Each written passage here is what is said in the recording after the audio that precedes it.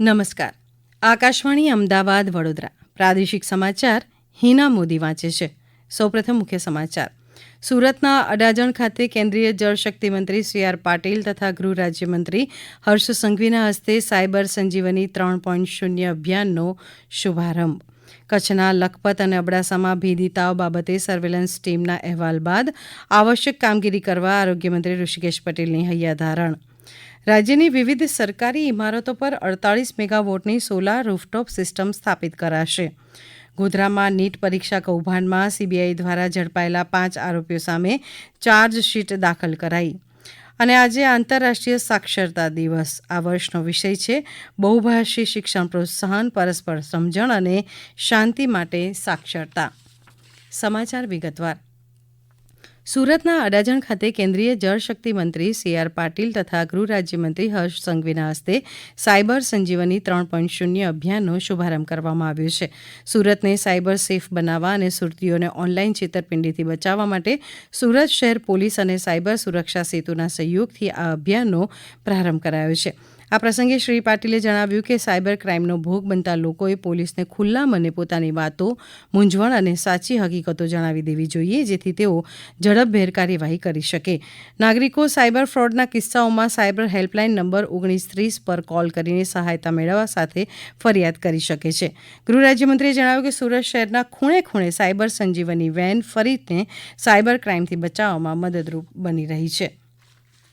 કચ્છના લખપત અને અબડાસા તાલુકામાં ભીદી તાવથી 4 દિવસમાં 12 લોકોના મોત થતાં તંત્રમાં દોડધામ મચી ગઈ છે. કચ્છ જિલ્લા કલેક્ટર અમિત અરોરાએ જણાવ્યું કે લખપત તાલુકાના ગામોમાં જ્યાં મોત થઈ રહ્યા છે ત્યાં મૃતકના પરિવારજનોના dengue, malaria, H1N1 swine flu તેમજ નિમોનિયા સંબંધિત સેમ્પલ લઈને રિપોર્ટ કરવામાં આવી રહ્યા છે. તેમજ આરોગ્ય વિભાગની 22 જેટલી ટીમો સર્વેલન્સ કરી રહી છે. તો સાથે જ રાજકોટ અને ગાંધીનગરથી પણ ટીમો સર્વે માટે તેમજ વધુ ચકાસણી માટે ત્યાં પહોંચી છે.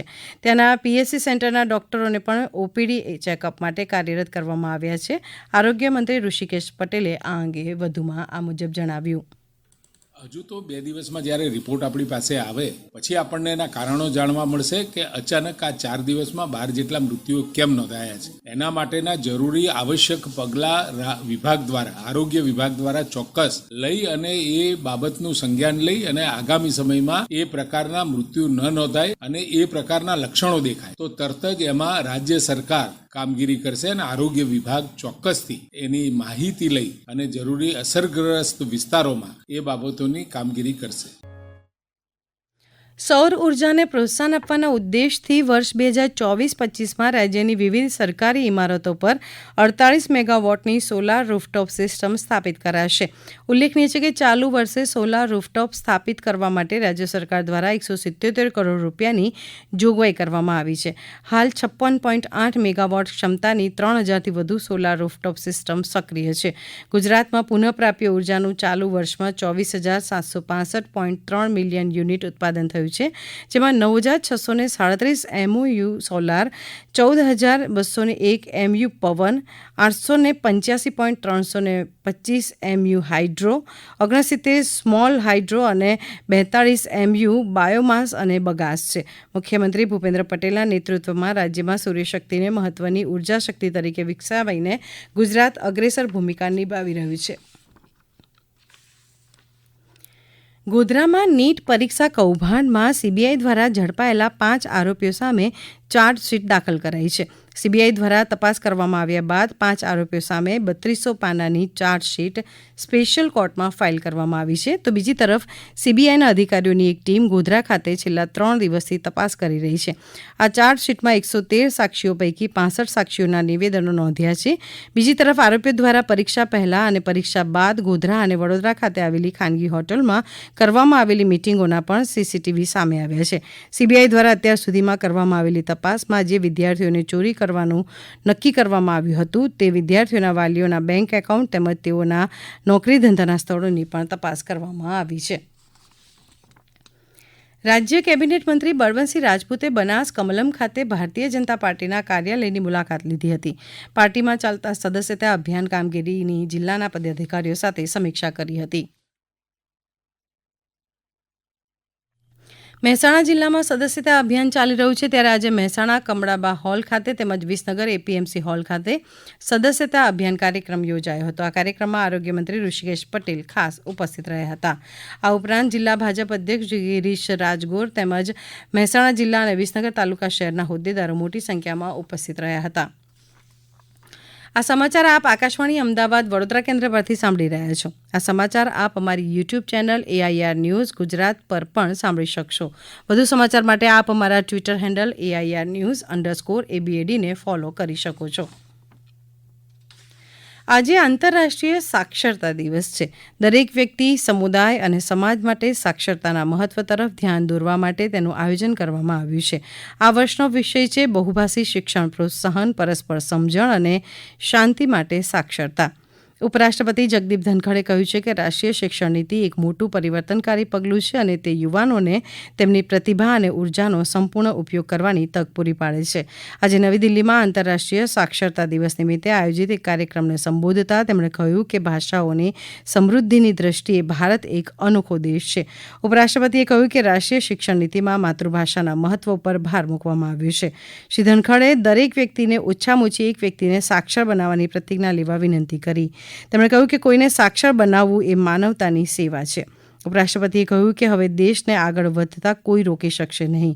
શ્રી ધનખડે જણાવ્યું હતું કે ગામડાઓ સુધી માર્ગ સંપર્ક, શાળાઓ, વીજળી, શૌચાલય અને ઇન્ટરનેટ સેવાઓ સાથે દેશના તમામ ક્ષેત્રમાં પ્રગતિ કરી રહ્યો છે. સુરેન્દ્રનગરના થાનગઢમાં હાલ તરણેતરનો વિશ્વ પ્રસિદ્ધ મેળો ચાલી રહ્યો છે ત્યારે રાજ્યના પ્રવાસન મંત્રી મુળુભાઈ બેરા અને કૃષિ મંત્રી રાઘવજી પટેલ આજે મેળાની મુલાકાતે હતા. અહીં તેમણે પશુ પ્રદર્શનની હરીફાઈ નિહાળી હતી અને પશુપાલકોને પ્રોત્સાહિત કર્યા હતા.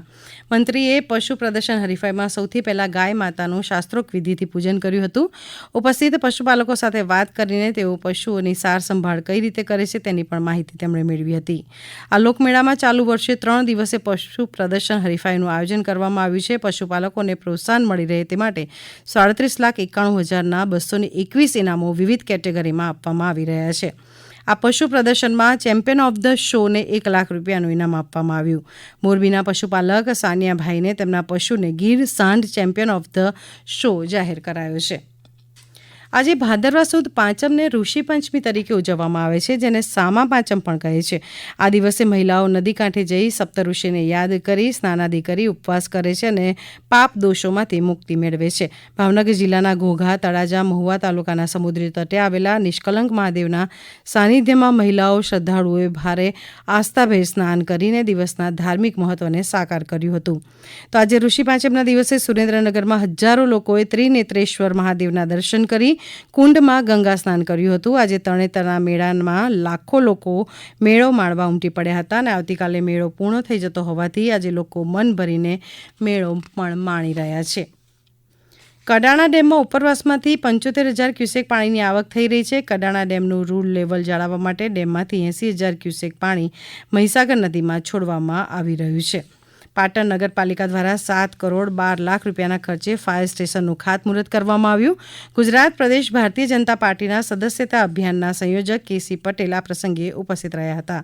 શ્રી કેસી પટેલે જણાવ્યું કે જિલ્લા કક્ષાના નિર્માણ પામનાર આ ફાયર સ્ટેશનના કારણે આખા જિલ્લાની અંદર ક્યારેય પણ કોઈ પણ પ્રકારની આકસ્મિક આગ લાગવાના પ્રસંગો બને ત્યારે આગ ઓલવવા માટે આ ફાયર સ્ટેશનમાં ઉપલબ્ધ બનનાર અગ્નિશામક સાધનો ખૂબ જ ઉપયોગી બનશે. ડાંગના આહવા ખાતે આવેલા ઐતિહાસિક ડાંગ સ્વરાજ આશ્રમના 77મા સ્થાપના દિવસની ઉજવણી કરવામાં આવી. આ પ્રસંગે આશ્રમના ઐતિહાસિક મહત્વને ઉજાગર કરવામાં આવ્યો હતો. શાળાના વિદ્યાર્થીઓએ વિવિધ કાર્યક્રમો રજૂ કર્યા હતા. કચ્છ જિલ્લાના વિકાસમાં ચાવીરૂપ એવા રેલ ક્ષેત્રે વધુ એક સોપાન સર થવા જઈ રહ્યું છે. આજે પશ્ચિમ રેલવે હસ્તકના અમદાવાદ ડિવિઝન હેઠળ અમદાવાદ ભુજ વંદે મેટ્રો ટ્રેનની ટ્રાયલ સફળતાપૂર્વક સંપન્ન થઈ. 3 યુનિટના કુલ 12 એસી કોચ સાથેની વંદે મેટ્રો ટ્રેન બપોરે 12:59 આવી પહોંચી હતી અને બપોરે 1:40 પરત અમદાવાદ માટે રવાના થઈ હતી.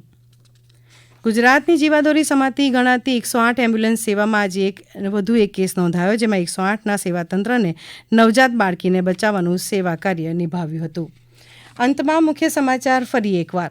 સુરતના અડાજણ ખાતે કેન્દ્રીય જળશક્તિ મંત્રી સી.આર. પાટીલ તથા ગૃહ રાજ્યમંત્રી હર્ષ સંઘવીના હસ્તે સાયબર સંજીવની 3.0 અભિયાનનો શુભારંભ. કચ્છના લખપત અને અબડાસામાં ભેદી તાવ બાબતે સર્વેલન્સ ટીમના અહેવાલ બાદ આવશ્યક કામગીરી કરવા આરોગ્યમંત્રી ઋષિકેશ પટેલની હૈયાધારણ. રાજ્યની વિવિધ સરકારી ઇમારતો પર 48 મેગાવોટની સોલાર રૂફટોપ સિસ્ટમ સ્થાપિત કરાશે. ગોધરામાં નીટ પરીક્ષા કૌભાંડમાં સીબીઆઈ દ્વારા ઝડપાયેલા 5 આરોપીઓ સામે ચાર્જશીટ દાખલ કરાઈ. અને આજે આંતરરાષ્ટ્રીય સાક્ષરતા દિવસ. આ વર્ષનો વિષય છે બહુભાષી શિક્ષણ પ્રોત્સાહન, પરસ્પર સમજણ અને શાંતિ માટે સાક્ષરતા. આકાશવાણી અમદાવાદ વડોદરા કેન્દ્ર પરથી પ્રાદેશિક સમાચાર પૂરા થયા.